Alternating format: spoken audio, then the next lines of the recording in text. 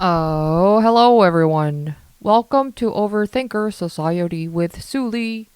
Um, it's Overthinker Society time. Overthinking time, guys. Hell yeah.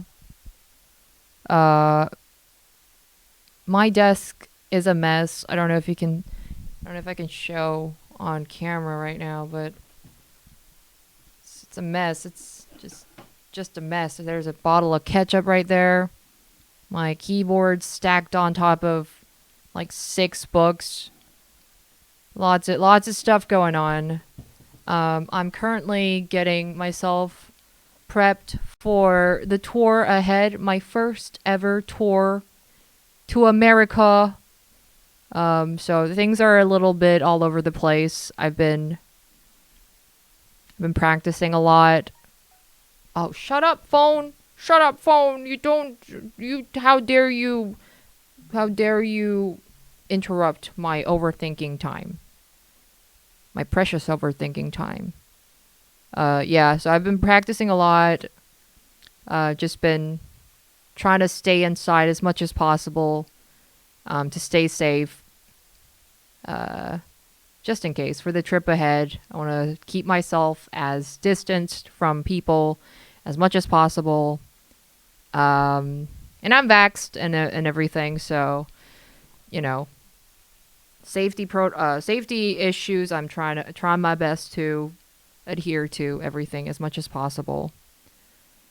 Although I'm very, very, very, very, very tempted to pay myself with my little sister a little short, quick visit to a cat cafe sometime tomorrow, because it'll be a few months before I can actually get back with my sister and my mom again. And we were thinking about like ways to celebrate it. Well, not celebrate. Well, yeah, celebrate my first tour ahead, but also as a way to like, hey, we should like have a little hangout before we, part ways for the next few months. So, what about cat cafe? Cause I love catos. My sister's like, hell yeah, let's go cato cafe. Let's go feed them little beef jerkies that I'm not gonna lie, I wanted to try myself. Whenever I walk past, whenever I walk past a pet food aisle at a supermarket or something, I'm genuinely so tempted to grab a bag of those, one of those like dried chicken jerkies or whatever that you give to dogs or like even cats. I think usually dogs eat those kinds of jerkies, but they genuinely look so good. They look so good. Because, like, beef jerky made for human consumption, they're so hard and so, like, gritty. It's so hard to chew through them. Whereas when I, like, try a little squeeze on these pet food jerkies, they look so, they feel so tender. Like if I just take a bite, I'll just be able to just chew it with ease, complete ease. But I do know that it's probably not going to taste as good without all the condiments and sugar and shit and chemicals and salt and poop that's put inside beef jerkies or whatever jerky's made for human consumption, because we're us humans are able to consume trash. We have, for some mysterious reason, have been able to survive, maybe barely, as humanity, eating trash for the last few decades. My goodness. Anywho, I might or might not go to a cafe. But I'm still trying to be really, really safe. Which really, to be honest, doesn't really require that much effort for me because I barely get out of the house anyway. It's a piece of cake. It's a piece of cake for sure. Yeah, so I've been trying to chill, trying to practice as much as possible. I've been just writing lists after lists, endless lists of stuff that I do not want to forget when I go to the States. You know, like how, like I'm not even joking. I think I checked to make sure that I put passport on my 2-pack list like 10 times. Even though I know for a fact I would have written down passport on my 2-pack list, like first thing that came up in my mind. Passport, of course. But just I have to check. I have to check over and over and over and over again just to make sure. Just in case I deleted it in my sleep or something. Just in case. This is probably OCD. It probably is. Probably is. I'm probably gonna make today's episode a little short because, you know, I want to make a good show for those of you who are gonna be coming to any of the shows during my tour with Chai. And I want to practice. I want to keep practicing. I want to keep grinding to prep myself for the best show possible that I can give to you guys. So I'm going to make this episode short and nice by answering some questions that I had asked quite a while ago. I think it was like a few weeks ago that I asked on Twitter. I usually ask stuff on Instagram stories, but I thought I'd spice it up. I thought I'd pay attention. I thought for once I'd, you know, channel into my Twitter a tweeter ego in me. The tweeter, the barely existent tweeter ego in me. Just bring it out a little bit to shout out to my Twitter gang by asking them any random questions. Just anything. Just any topics that they would like me to cover on an episode of the podcast. So I asked them a question, and I think some people confused when I asked them, like, give me suggestions on topics or things to cover. I think some people mistook it as like songs to cover. So a bunch of people like suggested me like some songs, which is thank you. but I meant to say like topics, stuff to talk about, not sing about. Although I could probably sing about the topics. I asked you a question about some topics I should cover in this episode of Overthinkers Society. That was such an extra vocal movement. So yeah, I'm gonna answer some questions. Here we go. Abby, at Star the PJ asks, what is something you dream of doing even if it seems unrealistic? What is something that I dream of doing even if it seems unrealistic? I'm going to say something that's just off the top of my head. The first thing that comes into my mind is actually not at the moment as of this recording, because I know my dreams, they're just this endless list of dreams and things that I want to try and do that seems pretty much unrealistic in my life. But this one thing that just comes up right now that feels the most prominent for me is I would love to someday play a part in like a decently long running show where I get to play myself and just have fun. Maybe I'm just asking too much for an acting career. Like I'm like I might already be asking too much by saying I want to give it a go at an acting career. Maybe. But I think it's a step ahead to say that I want an acting career where I get to play myself in a very successful show too. A long running one too. I'm just being candid about my dreams.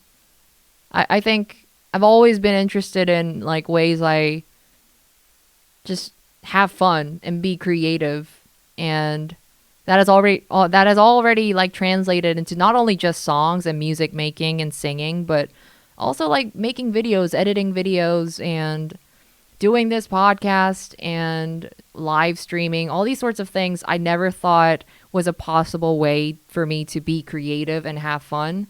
So who knows? Acting might be one of those things that I end up having a lot of fun in and feel passionate about. At the moment, I have no idea. I went to like an acting school once a long, long time ago. And I do remember being shocked by how horrendous my acting was. Well, no, I revise. I remember I was so cringed out by looking at myself on screen acting.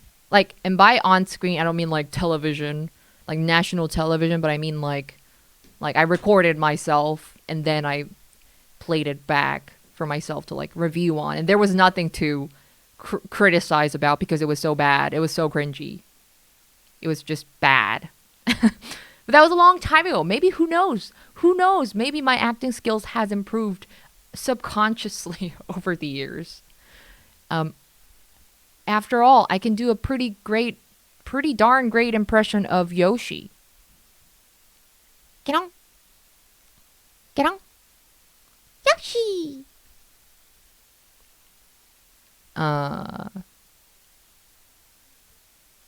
But yeah, when I say like I want to play, it would be so fun to play a part in a show where I get to play myself. It specifically came from a story that I heard from Friends, where, damn, Chandler's name for the actor, the actor of the Chandler Bing, what was the act? I can't think of, what was the name? Oh, Matthew Perry, of course. I can't believe I just forgot his name. Okay, so yeah, so when I say like I would love to play a character that is me, essentially, in a show, is from a story that I heard told by Matthew Perry, who played Chandler Bing in Friends, where I think he was like auditioning for the part, and basically when he got the role, the director told him, you don't have to play Chandler Bing, just be yourself, and you will be Chandler Bing. I think that's a dream, you know, like the dream of like being able to already be in a role that you're meant to be in a show. Like, that sounds so like such a fun thing to do, like such a fun gig, you know? So yeah, that's just my little utterance of manifestation. Hopefully, maybe someday, maybe not. Maybe in my next life I will, but that's my kind of wish for now, off the top of my head, along with 6,000 wish list, including a little collaboration with Joji, maybe, or maybe even just being able to be at his show one day. I can't believe I missed his recent tour. I'm so bummed. But at least I'm really glad that he's alive, you know? Like, I'm really glad he's alive and well, hopefully.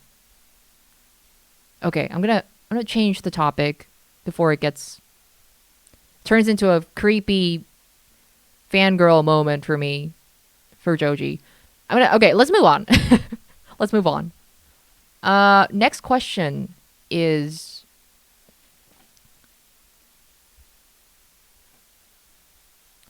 Next question is, what is Su Lee's guilty pleasure besides making awesome music? A.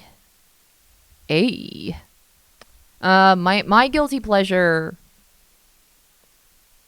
My guilty pleasure. I would say my guilty pleasure is, I don't even know if this is guilty pleasure. Like, this is just a nonchalant, like, this is just a chill hobby. But my guilty pleasure is turning on Gintama while eating popcorn. Cheese popcorn. Cheese butter popcorn. Bags after bags of them. And Gintama is great. I think I talked about this before on somewhere else. Maybe like on Twitch or something during my live stream. But Gintama is great. I've been enjoying it a lot. Actually, even more so currently than Naruto. Because it's such a long-running show. It's such a long-running anime that, like, there's so much where, there's so many episodes where it came from. I'm only currently on, like, episode 65 or something. And I feel no sense of, like, anxiety of it someday ending. Even if I just put it on and watch it mindlessly. Or even have it, like, playing in the background, you know? Whereas, like, Demon Slayer, it's like there is a finite number of episodes, so I really gotta be in the mood for it, and I really want to be there for it. Like, be really present every single second. By the way, I have still yet to watch the new season of Demon Slayer because I have never been hyped. I have never been more hyped about a show than now. And I think the hype is gonna go up for me. It's upwards from here. I've been reading some tweets and, you know, of course, trying to prevent myself from reading any spoilers or anything. But I've picked up a few tweets of, like, people like, oh my gosh, like, what kind of budget does this season of Demon Slayer get for this like it's insane. I don't know what the estimate budget is, but it's probably something similar to the Avengers or something. Apparently it's that high quality, and I am hyped, and I live for the hype. You know, like how before, like, a nice long vacation, you actually get a little more productive and a little more, like, motivated to, like, do work and do, like, boring stuff that you usually hate to do. It's kind of like that. It's like the anticipation, the excitement to watch something and to know that there is something ahead of me that I can always just watch, that I know is a masterpiece, just gives me such a peace of mind that, like, it just makes my day just thinking about the fact that I haven't watched the new season of Demon Slayer. It's out there. I haven't watched the masterpiece yet. It's always there. Maybe I'll watch this season of Demon Slayer when I'm, like, 85 or something. Is my last guilty pleasure before I leave this world. I watch the Demon Slayer finally.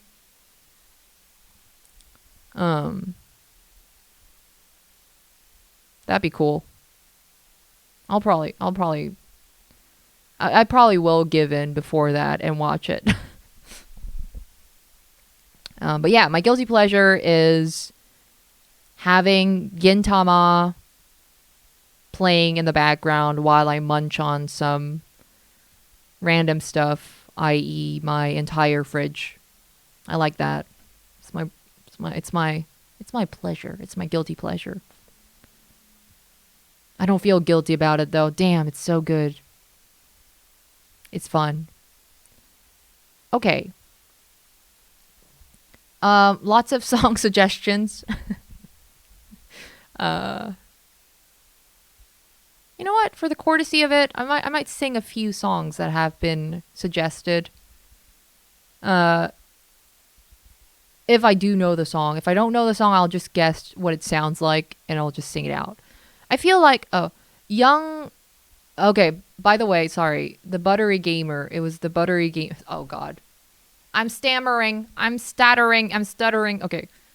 The guilty pleasure question came from at the Buttery Gamer. Forgot to mention the at. Sorry. Okay, now. At Young Lil Cringe says, I feel like you'd crush an Olivia Rodrigo song. Probably not crush it. I'm not that much of a good singer. Honestly, I can't go that high up as Olivia Rodrigo. But I'll try. Okay, hold on.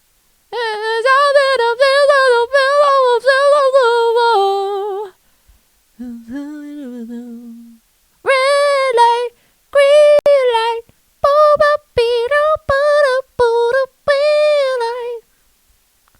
is that the song? The driver's license song? If not, sorry. Sorry everyone. Sorry the entire world. I'm so sorry. The Zanvex says, I'd love to hear you cover a Steven Universe song and or talk about the recent DMCA stuff. Steven Universe, first of all. Life and death and love and birth and peace and love on the planet Earth. Boom, boom. It's the loving thing I want more than peace and love on the planet Earth. Come on and sing it with me. Yeah. You're gonna lay bump on me. Yeah. You're gonna bottle, sing on a bottle. Come on and sing after me. Yeah. Life and death and love and birth. Life and death and love and birth. I say me, for me, mommy, feel I say yay. Recent DMCA stuff. I'm not sure what you mean by recent DMCA stuff. There's always some controversy going around about DMCA stuff. Well, I try to be careful, on my part at least, with DMCA. Sometimes I just couldn't be bothered, but most of the time, 90%, 95% of the time, I think I just try to be careful. You know, it's a bit of a, it's a bit of a gray line, DMCA, because as a musician, I guess it's ethical to say that, okay, yeah, sure, it's great that these platforms are appreciating our rights, my rights as a musician, as artists, but also as somebody who also streams on Twitch, and sometimes on YouTube too. I used to stream a bit on YouTube. It just kind of like sometimes kind of limits the kinds of things that you can do. And look, like I get questions from people all the time, like asking if they can play my music during their streams on Twitch or something. And while I can't reply to every single one of them, probably haven't checked all of them, have not been able to check all of them. I'm like, of course, have fun with it. But also like, it's also out of my control. Like, I think like even if I want people to use my songs or like videos or whatever for live streams, I think Twitch sometimes automatically just flags it as DMCA. So yeah, it's just one of those gray areas. I don't know. I think, yeah, it's a gray area. Especially for like, nowadays musicians are content creators and content creators are kind of musicians where like everything just kind of blends in together. So, if you look at it one way, it's great that I get credit, that I am being protected as a musician, as a content creator, but also at the same time, it's kind of a double-edged sword in the sense that DMCA also limits my my boundaries of being creative, if you will, as a creator. Does that make sense? My sense? My sense? But I think, there's been some news going on where like platforms are starting to like realize the problem that lies in like just over controlling, like over managing like all these things and flagging like just things like channels just being deleted out of nowhere, or like Twitch streamer being banned for like what, farting in front of a camera. Like obviously there's some weird fart contents, but to which like it's a gray area too, but like just innocent content creators, live streamers sometimes just get banned for no reason. And it's just kind of ridiculous, but I think these platforms are starting to slowly realize at least the problem that lies in it, and they're trying to take, hopefully they're trying to take action. After all, these platforms wouldn't be anything without the creators existing. And I'd like to think that we're like the platform and us, the creators are in a codependent relationship. So, I mean, I'm in no power to like tell YouTube or Twitch like, oh, you gotta let us do this and that. But I hope they find the nice balance between protecting the original content creators' rights, but also allowing a good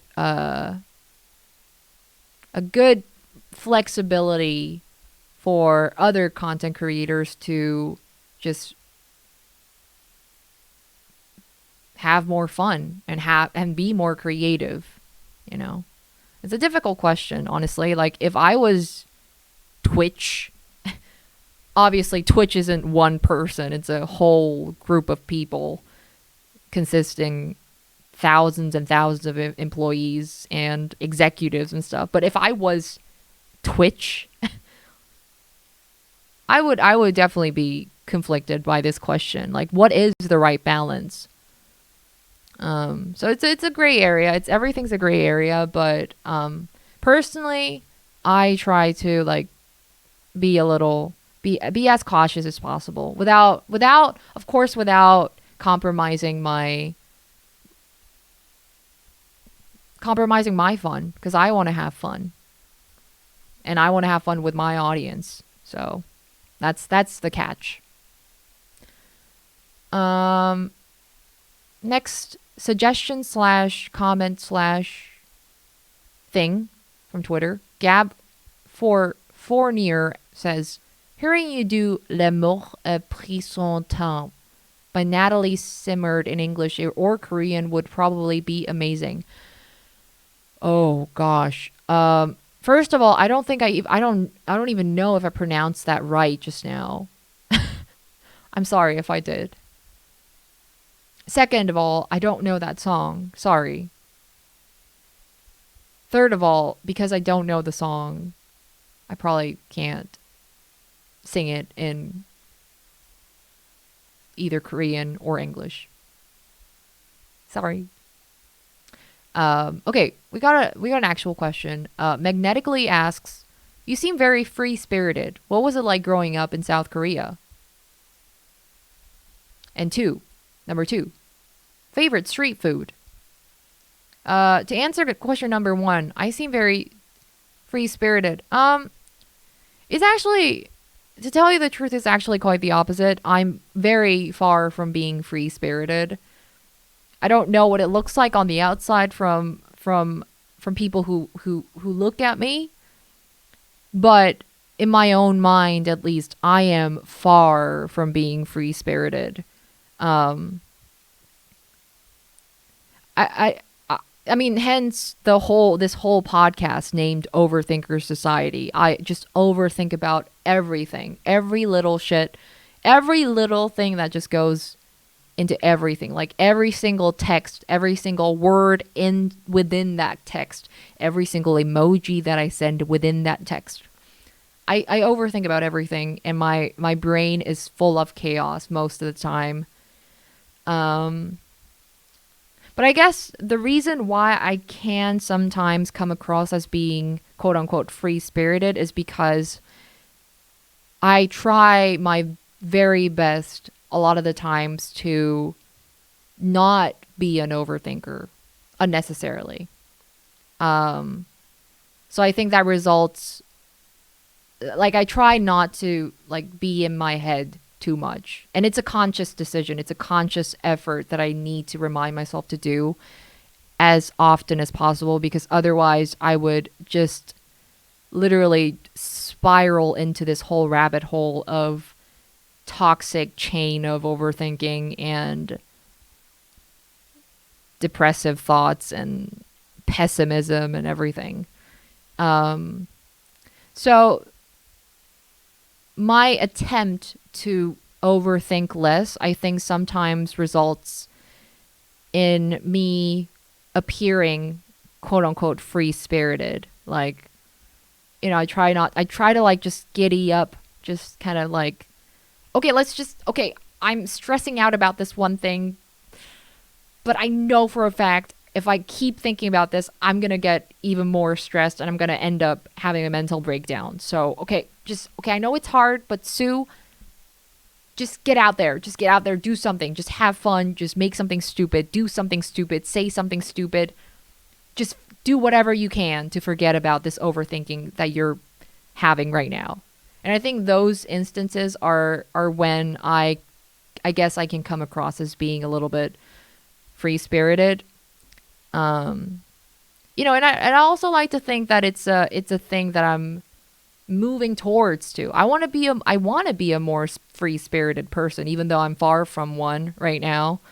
But I am trying my best every single moment to just be less in my head and just be more present and be more in the now and just enjoy what I can at the moment. I hope that answers the question. And number 2, my answer to my favorite street food is probably hotteok, which is traditional Korean street food that is like this sweet, deep fried dough pancake thing that's filled with like syrupy, gooey thing. But it's real good. It's really good. I guess it's kind of like a donut. It kind of tastes like a donut. Like a jam filled, like a honey filled donut. You know? I'm craving me some hotteok now. Yum. Yum, yum, yum, yum.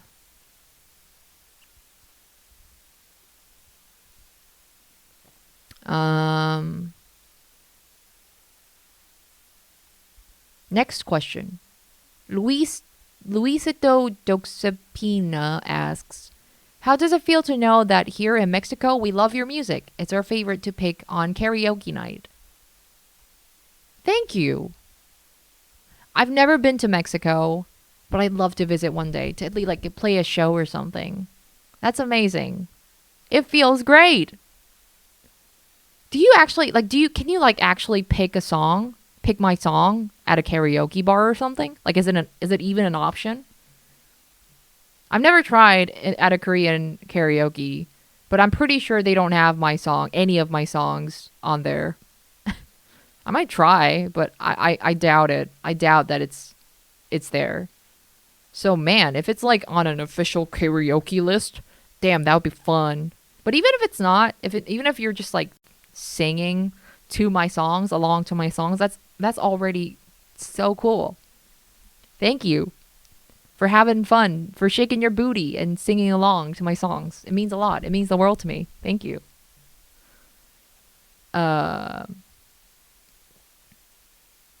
Another question by Master of MP3s.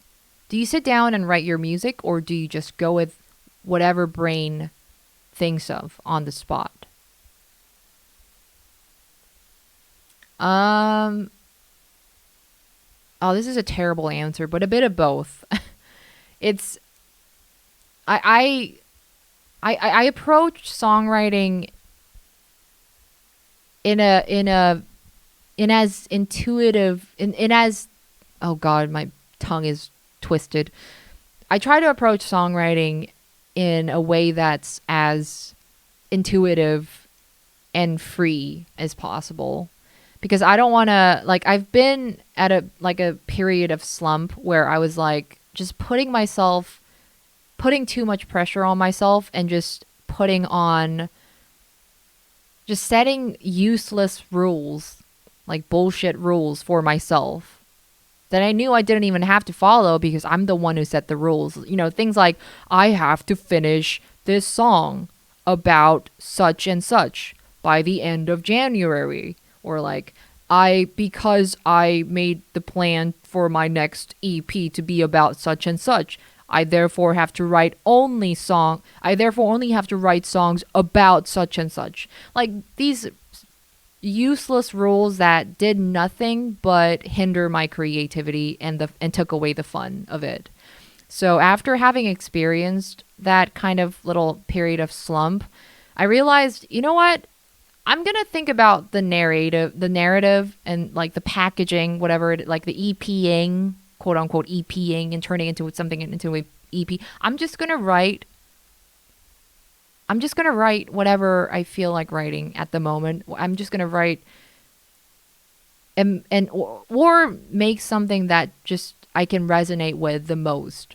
And sometimes that would mean that I feel more intentional than other days, and I would be like, look, I actually feel like I want to revisit some of my past songs and finish that today.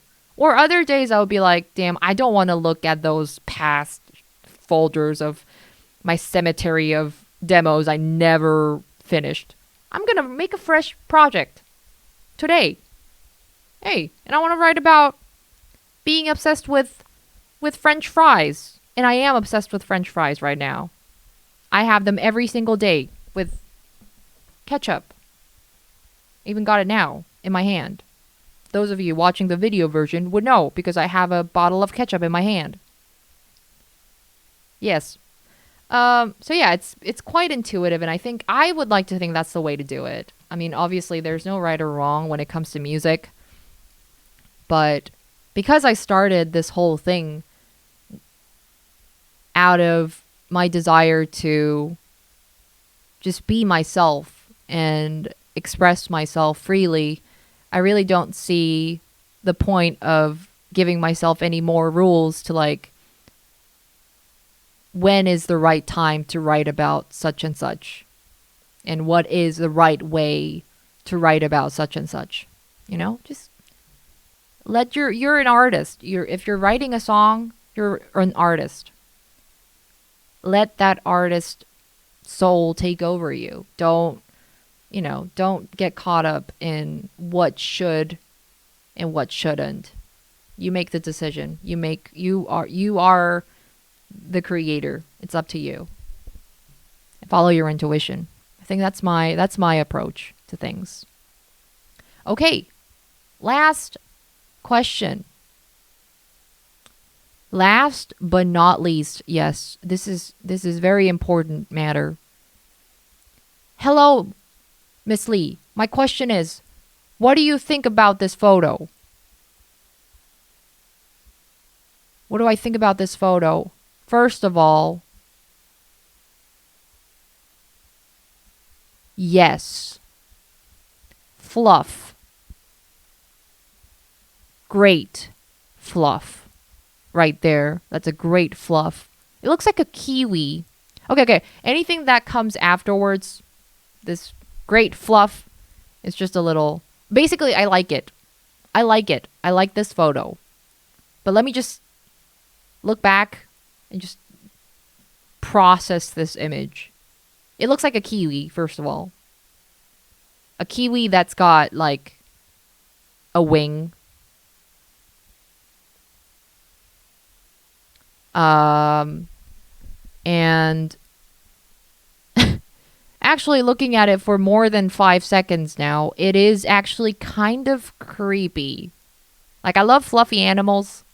I love penguins, which I'm assuming what this is. I'm not sure what's going on here. Like, the mop action, like the dried up mop thing going on, and the little bird, falcon bird feet thing.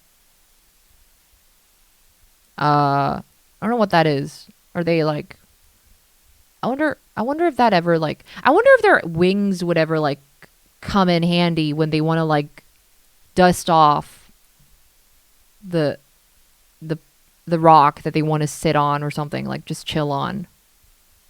Cause like sometimes when I'm like dusting off a chair or something, or like a pile of books to like grab a book that I want to read that's stacked in between all the other books that's been like piled with dust, just gets all over my hand. I need to grab like a tissue and like I need to like wipe it off and shit, and it just gets all over my nose and I start sneezing.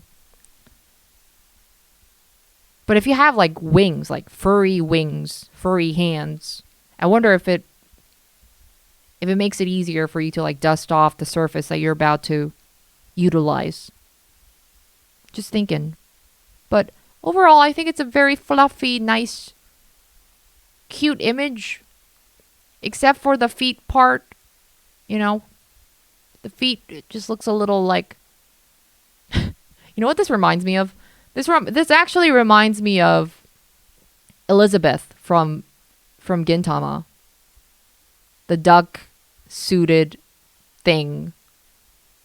Which, no spoilers please in the comments if you watched Gintama, but so far, from the episodes that I've watched so far, I still don't know who this Elizabeth thing is, because this Elizabeth thing has like this really cute duck shape cover, but beneath it, it's got like legs of a man, like a grown ass man. So we don't know what's going on inside. We don't know if it's like if it's an actual duck or like a robot or a human hiding in a duck suit. It's a little uncanny. I gotta say, the upper torso of this penguin song looks pretty wholesome and cute as frick. But when you look at the lower half, it just kind of makes me feel a little uneasy. Like there's a monster hiding beneath the cute cover, you know? That's my thought. Well, that was a nice, lovely episode. I'm gonna go practice a little more for my tour ahead. Also, there's a new song coming out called Dancing in the Wild, which really gets released on the same day of the first day of my show in Chicago, I believe. I believe my first show is in Chicago. But yeah, so there's a lot of things happening coming up. I can't wait for the show. I can't wait for the new single. I can't wait for the little journey ahead. I'm nervous, but I'm excited. It's going to be a journey. It's a dream come true. And I'm probably going to try to, record this podcast during my trip in the States during tour. I'm probably going to bring my mic and everything. So, well, see you in the next episodes. Hopefully, maybe, probably during tour. Next video will be during my tour. So, what was it? What's that phrase of like, stay tuned. Yes, stay tuned indeed, my Overthinkers gang. I love you. See you next episode. Bye.